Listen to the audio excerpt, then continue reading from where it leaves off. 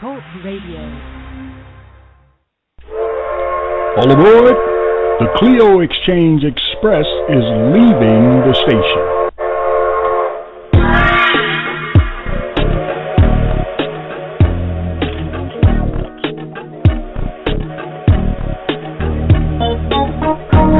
Welcome to the Clio Exchange Express, a conversation about the past, present, and future. A lively discussion between friends, family, pundits, personalities, and potentates, if necessary, in order to teach and learn something new. So sit back, relax, and enjoy the hour. Let's go to the show already in progress.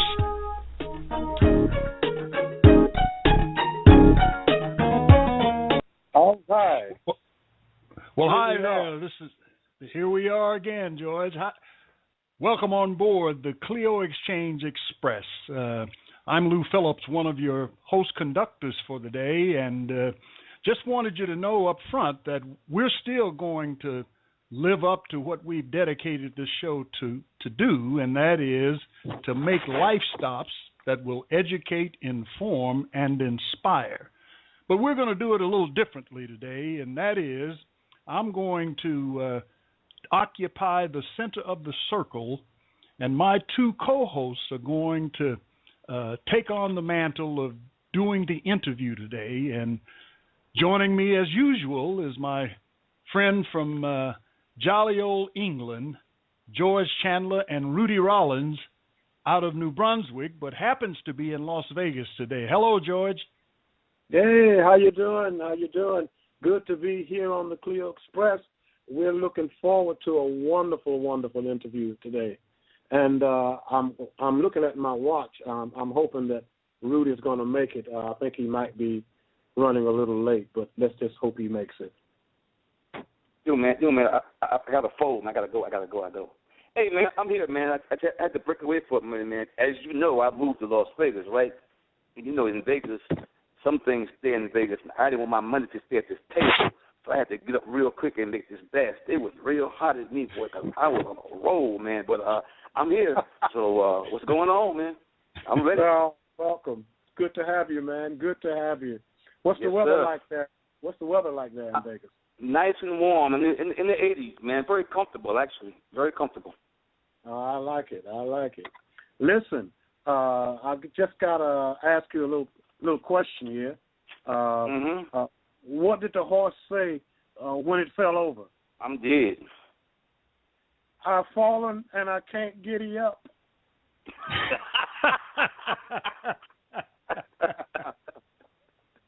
Hey, Joey, guess what? Man? I hate to cut you off, man, but you know what? I was waiting for this because your cat's been killing me, so I figured I'd join the club, man, all right? So I got one for you. Right. I've been digging hard for this one, man. Now, you got to take your time and listen now. What do you call a sad coffee? I don't know. What do you call a sad? A depresso.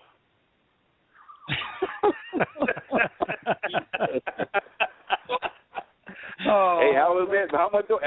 Am I in the club, man, or what? Yeah, we're going to let you in the club. Listen, right. Let's move on here. Let's talk about our guest today. He can also be called a member of the Four Kents, although the association was brief. It came at a very important time in the life of the group.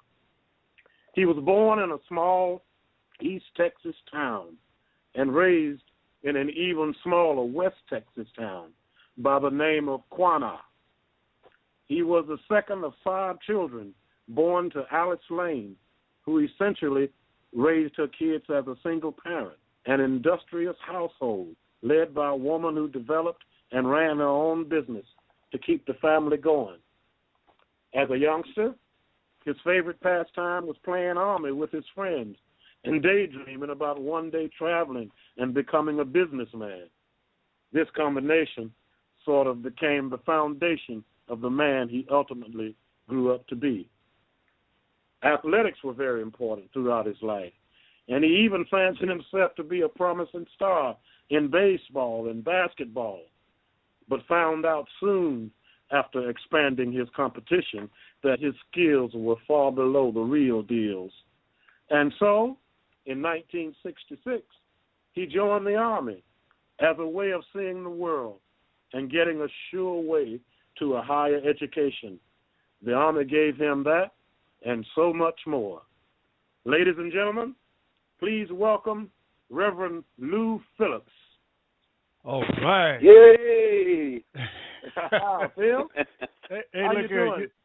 I'm doing great, Joyce. Thank you so much for that wonderful introduction, brother. That's pretty good, man.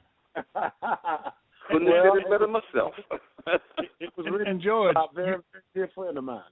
Yeah, well, praise the Lord, man. I love you madly. And also, you know, what's really gave me goosebumps was the fact that you pronounced QUANAH spot on, boy. Well, I tell you, that shocked me as well. Because when I first saw the word, I said to myself, how do you pronounce that? Well, listen, speaking of QUANAH, I want to take you back to those very early teen years. Yeah. And what was it like growing up in QUANAH? Well, it was very, very interesting in that it was one of those cities where one community was clearly divided by railroad tracks. You know, I see.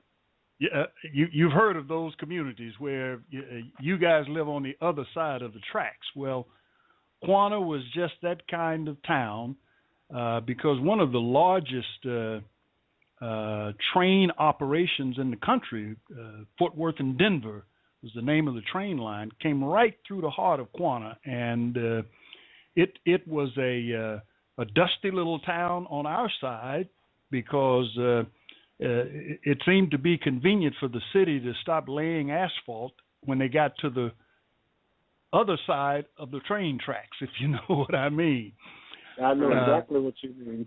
and so, you know, during those serious rainstorms, it was difficult for the people who lived down in that area to maneuver.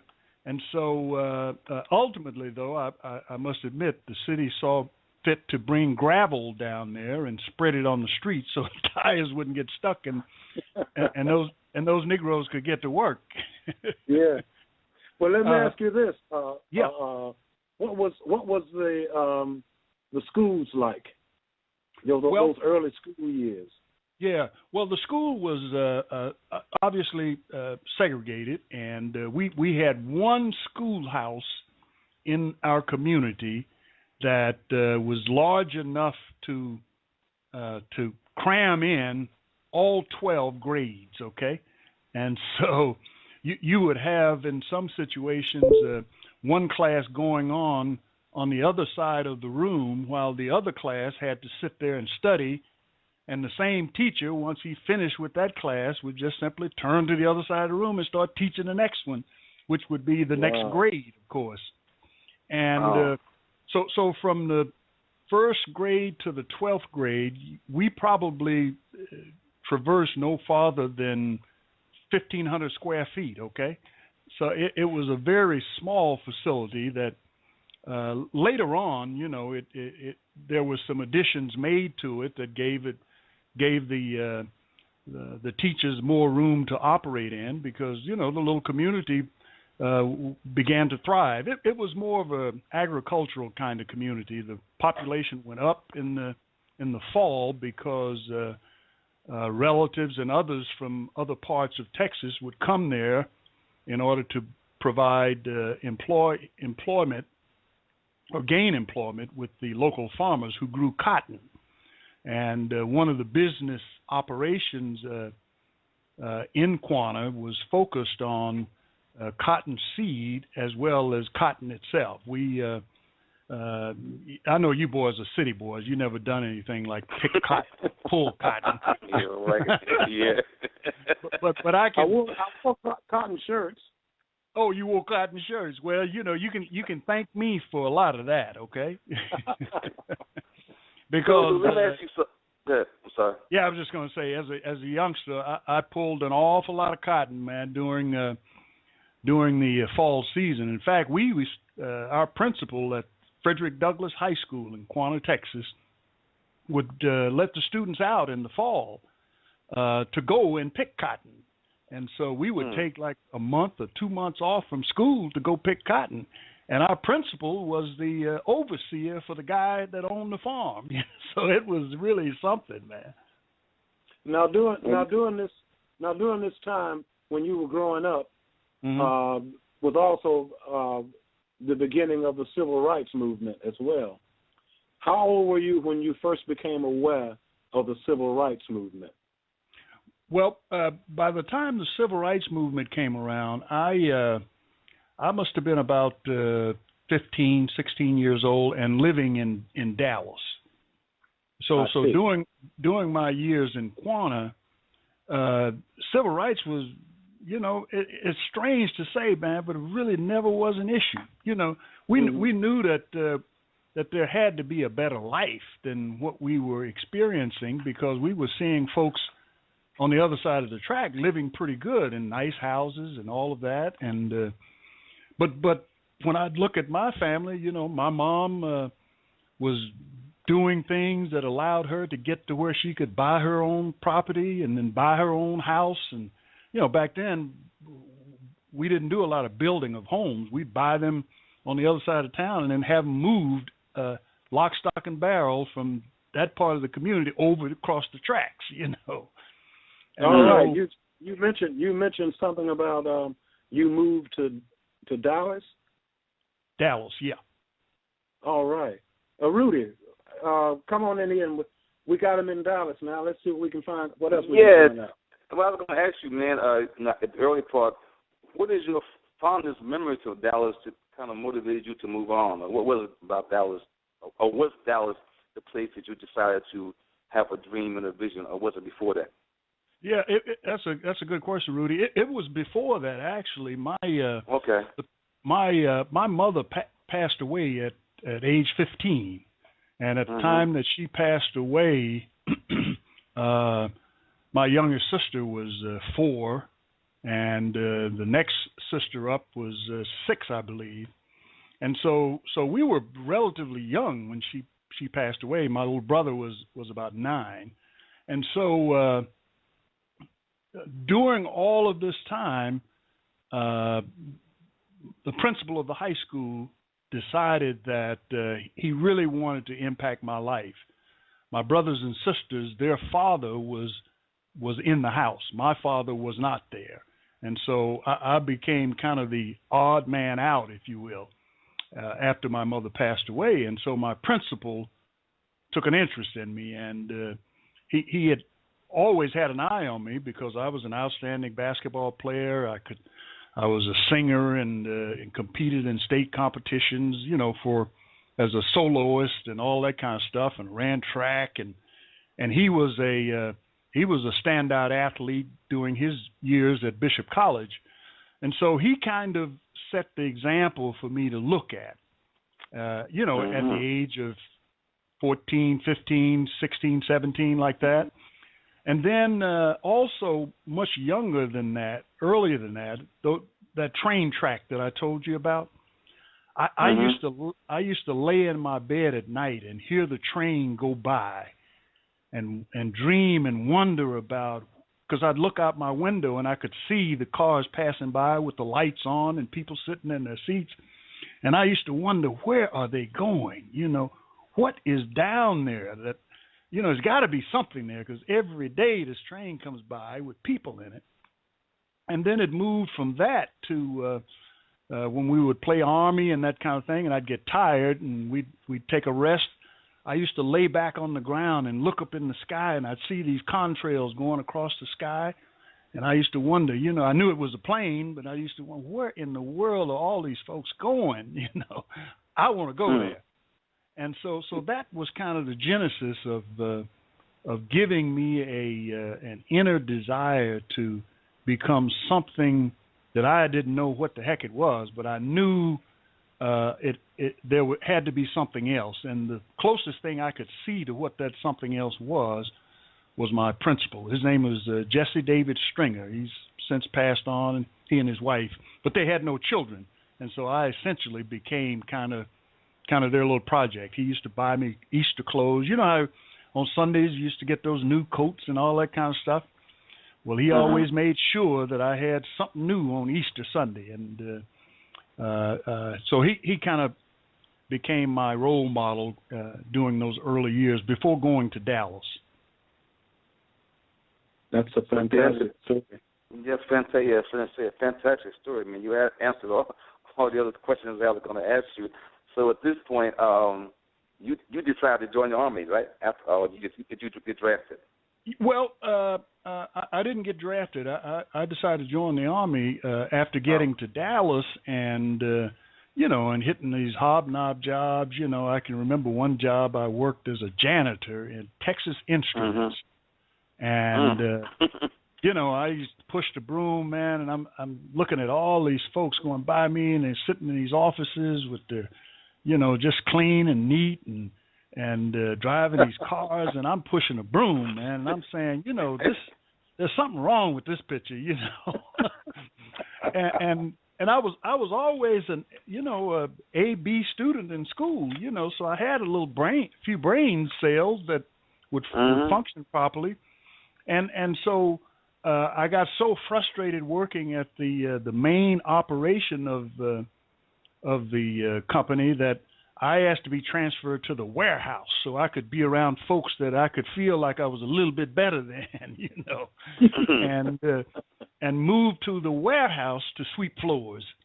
And then I said, after a while, I said, I got to do something better than this. And I had a cousin who worked for a company that made starters for cars.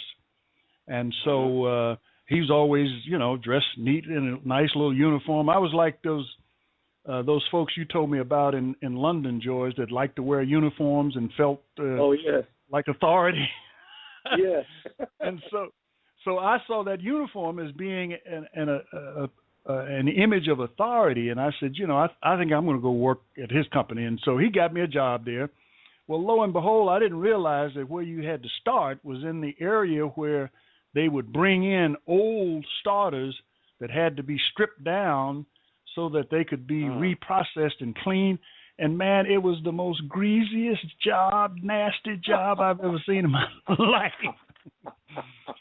And so after working there for a while, I said, man, look, I think I can do better than this in the military. And so I started with a cousin of mine. We decided that we were going to go to the recruiting office together and sign up. And we were going to go in together so we could be together through the whole service. Well, we got down to the recruiting office, and wouldn't you know, my test score was not high enough to go into the Air Force. And so my cousin, he scored high enough to get into the Air Force, and we both started looking at the duties and the kind of things that would happen in the Air Force versus the Army. And he looked at me and said, bye-bye. he said, I'm not going to the Army. I don't want to carry a gun. And so we separated. Where did you do your basic training? Basic training for me was done in Fort Polk, Louisiana. And it was quite an experience, man, because during the time I was going through basic training, you're completely oblivious to what's going on around you, except for the fact that I had a leadership role in basic training. I had in high school in Dallas had really excelled in the ROTC program. And so when I got in the military, I knew all about drills and how to handle arms and all this kind of stuff, and how to salute, how to keep your gear and everything up tip-top shape. And so I became the platoon leader for my group. And so that gave me an opportunity really to begin to identify myself as and carry out the skills of a leader. And so and also you didn't have to do any KP. Didn't have to do any KP, right? You must have been a platoon leader too. Yes, I was when I got to AIT. Yeah, okay. I was either going to be a platoon leader or a squad leader because I didn't want to be no KC. No, indeed, that's exactly right, man. And the other wonderful thing about being a platoon leader was that you got a room separate from the guys in the corridor. That's right.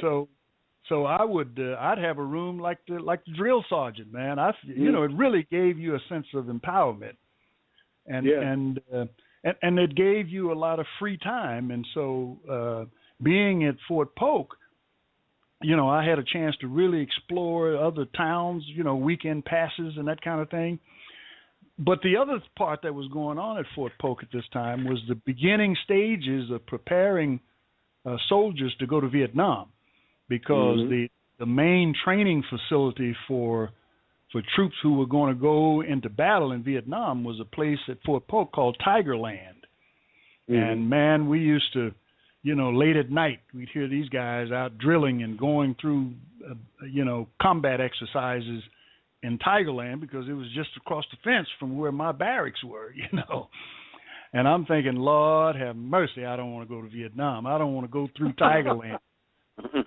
You know, it was enough to be crawling with machine guns firing over your head for me. I said, you know, that's as close as I want to get. Now, keep in mind, I wasn't a, you know, a little mamsy-pamsy little guy, because I grew, you know, place I lived in Dallas was East Dallas, and an area called Up on the Hill. It's East Dallas off of Dolphin Avenue, which was known to be one of the toughest part of Dallas that you'd ever find during that time.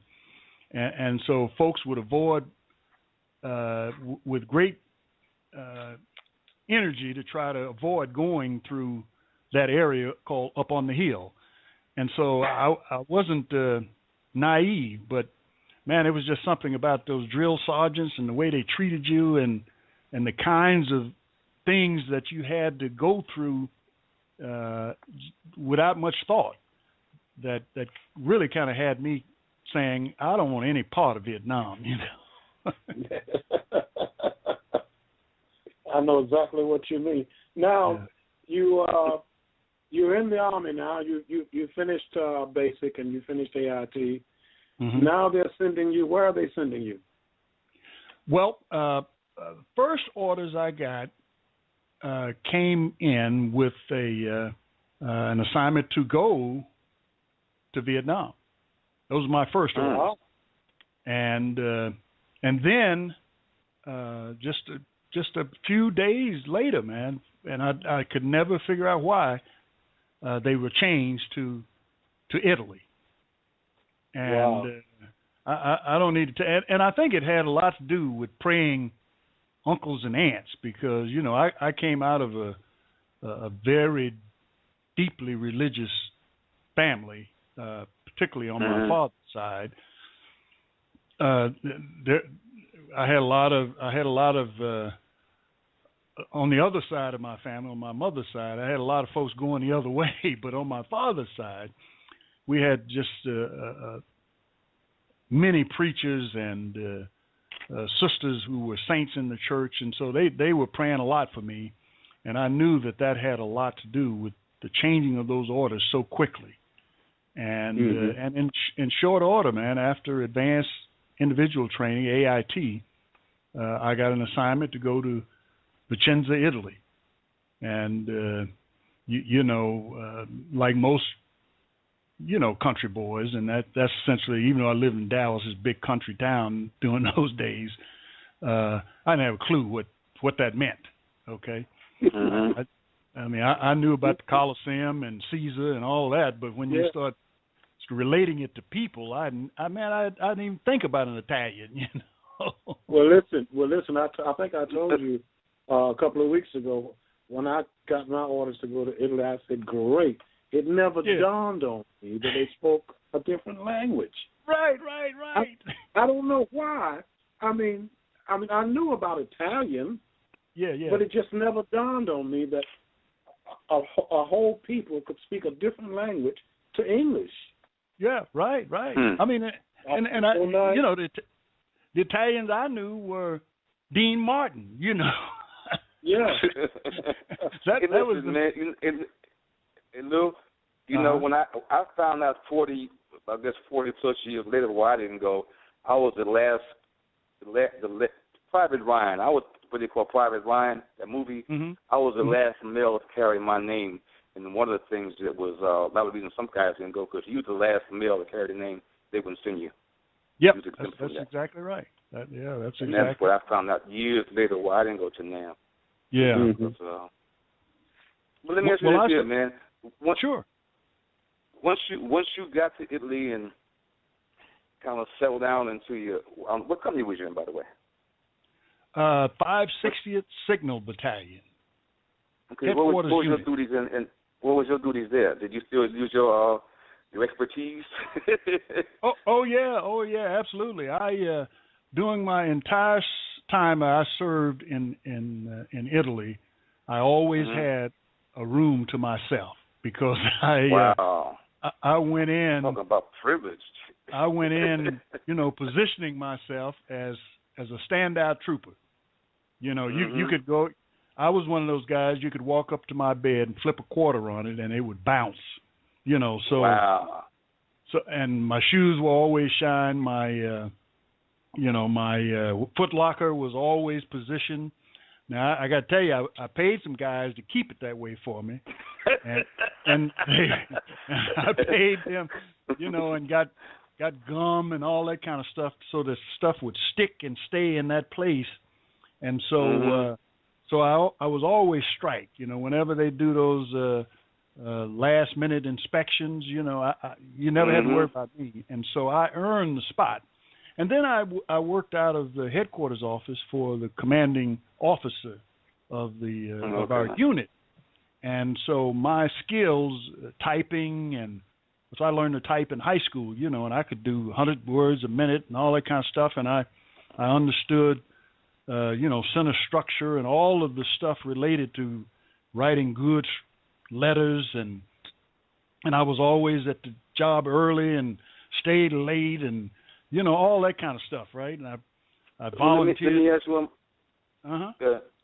Yeah, I was just going to say, and I volunteered to be his driver, so he really depended on me. You know what? I want to just ask you another question about your leadership and during after military hours. Where did you apply your leadership skills? Did you apply them at all? It was just during the, what I'm saying? Well, did you go play basketball? Did you, become a... Yeah, I formed a softball team for our unit. And and needless to say, I became a pitcher and I was going to say, you were the pitcher, right? Of course. Of course. That's my next question. Good. Sorry. Absolutely, man. Absolutely. Oh man. And because as I mentioned to you before, I was a real military nut. My one of my heroes, man, was Audie Murphy. John Wayne. I'm going to say John Wayne. Okay, sorry. No. My hero was military-wise. That got me plugged into it was Audie Murphy. I think at about. Okay. You saw that, did you see that movie To Hell and Back? That's what got me. That's what got me. Wow. And when I saw that movie, man, I must have been 9-10 years old. I said, man, that's what I want to do, boy. And so I was about 12 when I saw it. Oh, it was wonderful, man. It was wonderful. It was fantastic. It was fantastic. Yeah. And so the other piece I was going to add to that was that I also, Rudy, as part of the headquarters unit, expressed an interest in being associated with managing secret message transfers.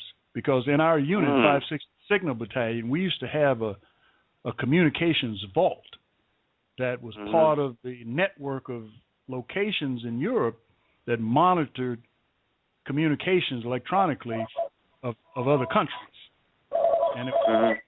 And it was called the Crypto Vault. And the beautiful thing about the Crypto Vault is that it had stored there all kinds of video military actions all the way back to World War II. Wow. And so man, I would go into that crypto vault and watch movies all night long of World War II excursions where, you know, it was not released for public consumption. And it was all military, shot by military guys, or, you know, some of the guys from Hollywood who used to go over and shoot film. It was really a wonderful place to be in order to plug into leadership kinds of things and to mingle with those folks who made decisions. I probably ran. I like to back you up just 1 second. Okay. You haven't talked anything about singing. Up to now, have you done any singing in your life? Yeah. Well, as a matter of fact, I did. The first artist who impressed me as a singer, you guys, your lips are going to fall down, was Elvis Presley. Oh, Lord. And at the age, let me tell you this, man. At the age of 7, I won a talent show at my school performing All Shook Up by Elvis Presley. I don't believe it. So, you got a video of that, man? Do you have a video of that? No. Oh, man. and I did it with the whole thing, man. I was dressed up in a little suit, and I had the little leg action going, you know, and I had my mother got me a little ukulele that I was using as a guitar. Man, where was YouTube at? I know. And so, George, during this time when I'm at the headquarters office and after that, singing was never really part of my thing. You know, I mean, I sang in church and that kind of stuff. But after getting, you know, these opportunities at our headquarters unit, I went to a talent show at the Service Club in Virginia, in Vicenza, and a group of guys came out there that just blew the house away in their little green suits, I think it was. And so after watching that, I said, my goodness, man, these cats got a lot. They managed to get an awful lot of attention from performing, and the group was called then the Kents. And I said, I know that group. You know that group, do you? Oh, were they brown? That's right. They were chocolate colored. That's right. And so I said, no, they were blue suits. Blue suits. Okay, I'm sorry. Yeah, blue suits. It was the first suit we ever bought. Blue suits. Well, that, you know what? You just proved something. My wife has been telling me for years I was colorblind. So. Now we know. But anyhow. But anyway, I saw that group and I said, no. This cannot stand. I got to do that. And so so I began the process then of trying to figure out how I could do that. You know, how could we pull a group together? Because I could carry a tune, you know, and I was smart enough to pick it up as we went along. And a guy by the name of Earl Haslip. I don't know if you remember Earl Haslip. Earl used to play the piano and he used to sing like Nat King Cole. Yep. Earl was in my unit, and so he and I started talking. And Earl said, "Well, man, we can do that. We can, you know, because he was very musically. He's a genius, I think." And so with Earl's help, we pulled together this little group that we named ourselves the Centurions for the sole purpose of winning that service club competition. And going into it with the hopes that the Kents were so far advanced that they'd look upon us as, yeah, man, we've won that already. We're not going back. And we were prepared to get sick if you did come back. I want you to know that, okay? Funny, man. And so that was the beginning of me, first of all, learning how to, you know, really perform, and then learning how to sing in a group, and because I'd never done that kind of stuff before, you know. Although in my family, I got, on the Phillips side, man, I got some tremendous singers. In fact, one of my cousins won the, you know, remember that show that used to come on at the Apollo Theater? What was it? Showtime at the Apollo. Yeah, Showtime at the Apollo. He won that, and so there's some tremendous singers on my family's on the Phillips side. I just never did it, I hope that answered your question, Rudy. Yeah. Or George. That's amazing. That's amazing. So now the Kents have gotten out of the Army, but now we need a singer. And then we look back to that guy who was singing with the Centurions. Yeah, the Elvis Presley guy. Hey, look here. Based on your reaction today, I'm glad I didn't tell y'all that story back then. I'm glad you didn't either, boy. I still be laughing. But I tell you, one of the in terms of singing and all of that, it was a real thrill for us to perform on that Service Club show and to be successful at it, and then to go on, thanks to you guys opening the doors, thanks to the Kents, that is, for opening the doors, we were then able to go into the clubs on the base and even clubs off of the Caserma Italy, which was the base that we were on, to military bases in other cities, and get paid for it. So all of that was really, really grand. But I tell you today, George, you called me about spending time with you guys as you were making the transition from military to the open economy. Was really a thrilling day. It was. It really touched me in a way that said to me quickly, "Go." So it didn't take a lot of thought for me to make that decision, because I said, it's another level of experience, and the mere fact that you guys saw enough potential that you could work with in order to invite me to come and be a part of it was really tremendous. It upset a few other guys, I must tell you that, because it really meant that the Centurions were no more, because I was kind of, the guy that helped to drive it and to sustain it. The wingman, yeah. Hey, listen, man. How much time we got? Keep going. Keep going? Yeah, I'll let you know. Okay. No, I didn't want to finish this part of the Kent's experience with you, because you had answered most of my questions. I want to answer a question unrelated. Go ahead. Hello? Yeah, okay. I want to ask you, once you got your call, and as we found out, down the road, once you got your call in to preach, what's the first time? If it wasn't, what made you move on it? Yeah. Well, I spent 26 years at American Airlines, and worked very hard from being a reservations agent is how I began, and my career ended as a managing director of urban and community relations for the company.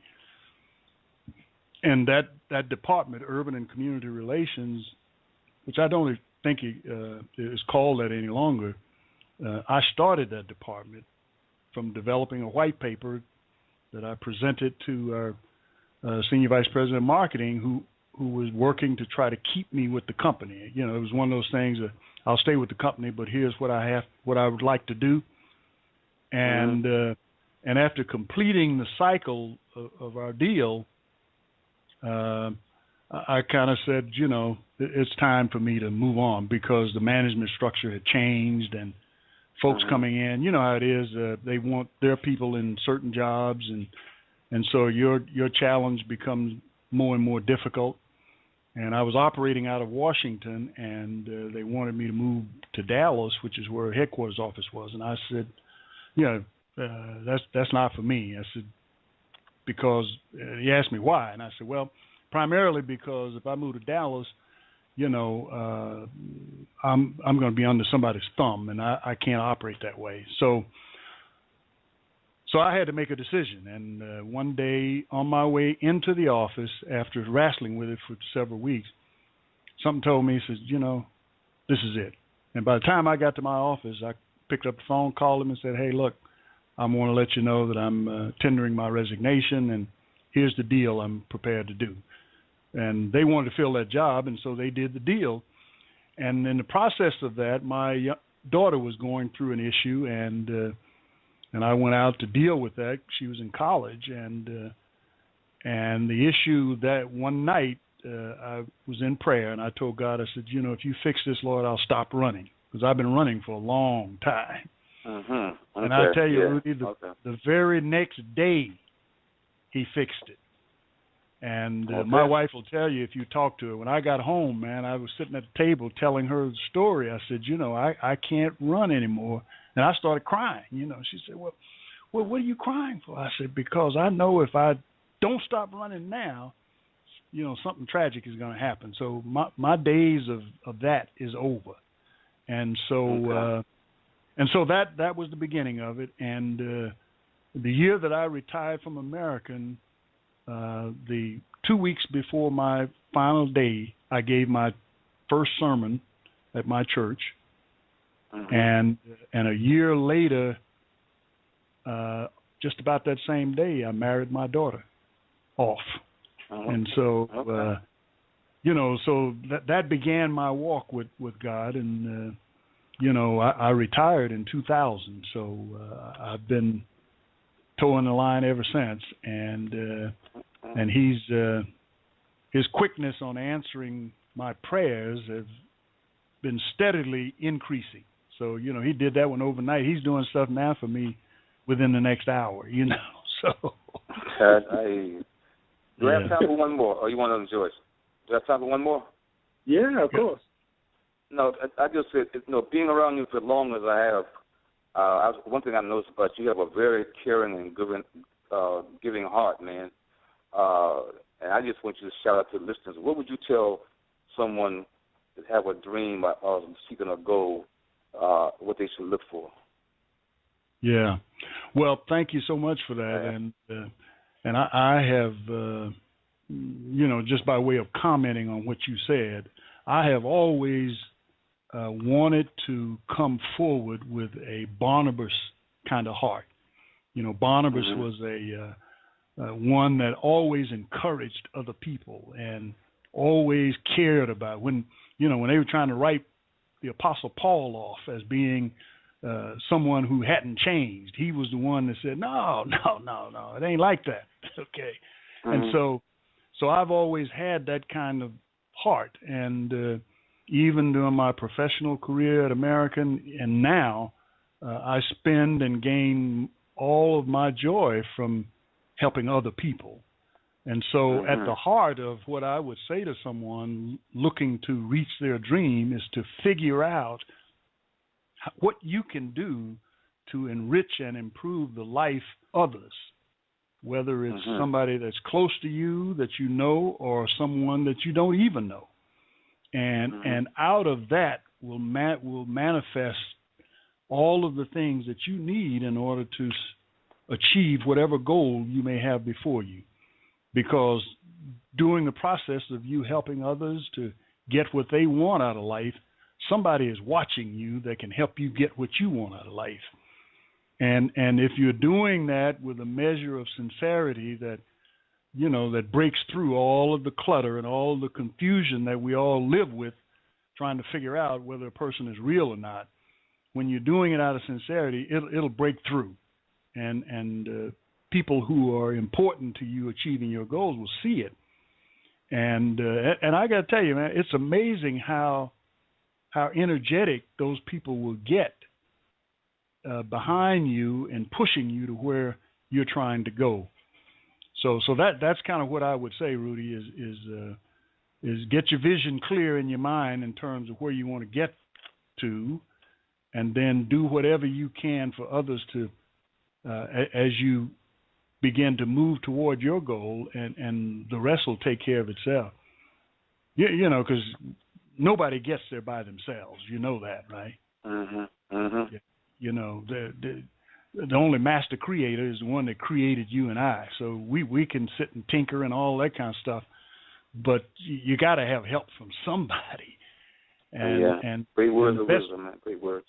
Yeah, and the best way to get that the right somebody to help you is to be sincere in where you're going and how you're trying to get there. I hope that helped you.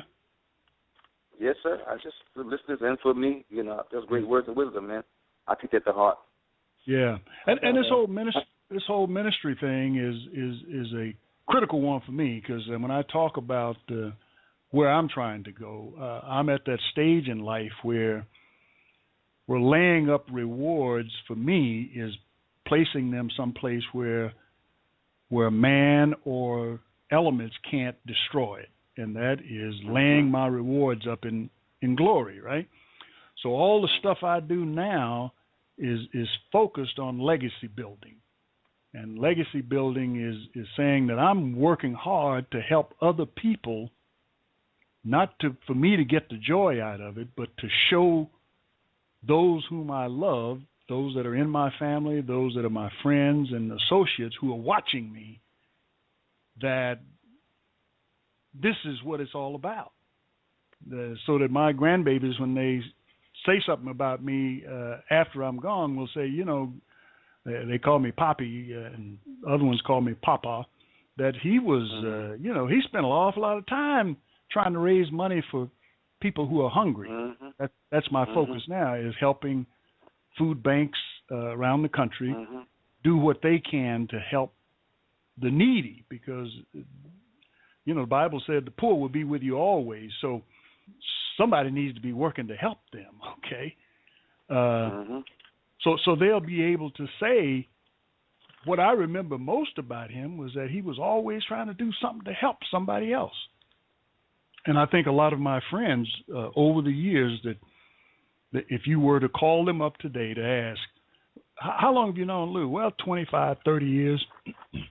What's your thought about him? Somewhere in the middle of that conversation, they'll tell you that he was always trying to help somebody. You know? Yeah. I don't think you can say a better thing than that. You know. Yeah. Praise the Lord. Well, go ahead. Nobody got another question. I got one more question, man. I was always curious, man.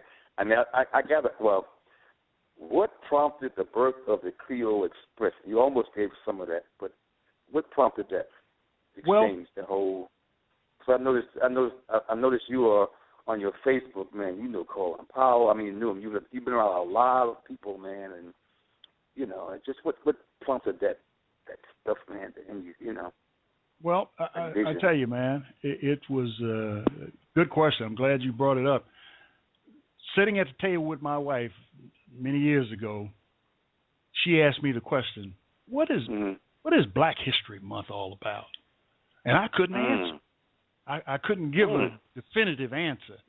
And I said, you know what, this is ridiculous. I've been celebrating Black History Month all these years and don't have a definitive answer. So I began to search. And that's when I discovered and fell in love with Carter G. Woodson. Okay. And out of that discovery, I joined the organization that he founded back in 1920-something, I guess it was, and joined the board and began to really work at it. And that led me to an appreciation for the fact that most other black folks across the country didn't have a clue as to how Carter G. Woodson was connected to Black History Month. That he's the guy that started it as Black History Month. Yeah. And so I said, well, since I'm understand that, and I understand that some of the professors and others, high intellectuals who were part of his association, were all busy trying to build themselves up as opposed to promoting Carter G. Woodson, I said, well, you know what? I'm going to go start a television show to focus to honor Carter G. Woodson and to focus on Black history. And so I created this television show called the Clio Exchange and sold it to Cox Communications with me as the host, and we started doing that. And I did it for like 10 years. And now, what does Clio stand for? Clio is the seventh daughter of Zeus. And he had all of his daughters were identified as being muse of something. Muse of medicine, muse of mathematics, muse of music. And Clio was the muse of history. And so I had associated Carter G. Woodson as being the muse of black history. And so I connected it by saying the Clio Exchange, making history come alive, because that's what Carter G. Woodson did. You know, he used to fight with Frederick Douglass and those guys all the time, because he said, you know, ain't no such thing as talent 10, you know, this 12 or whatever it is. All of African Americans are contributing to the history of this country and ought to be recognized for it. And so that's how the Clio Exchange came about. I pulled it out a few years ago and decided that I was going to try to manage and do it myself, because I couldn't get paid to do it. You know, nobody wanted to pay you to broadcast the show. And I said, well, forget that. I'll just do it later on myself. And, of course, with technology today, we're able to do what we're doing now. And so it was time to have it be reborn as a broadcast radio piece. Wow, and that's great, man. That is. There you are. And so we're down to getting real close here, George. And so it's. I hope I've answered all of your questions. Well, I've got one final question for you, and that is, I'd like to know your three black heroes from your lifetime, during your lifetime. Who would you say were your three most inspirational black heroes in your lifetime? During my lifetime, yes. I'd have to say Martin Luther King, Jr., that is, Colin Powell, and Barack Obama.